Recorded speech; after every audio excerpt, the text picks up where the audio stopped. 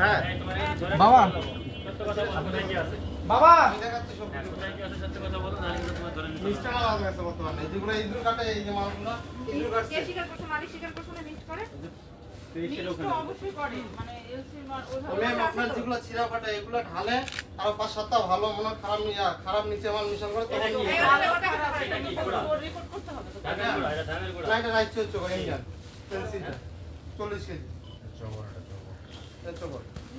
এরা তো আমাদের কোনো কিছু নেই, এরা তো কোনো কিছু নেই। না হালকা প্রচুর হবে গোখাদ্য তো নাই।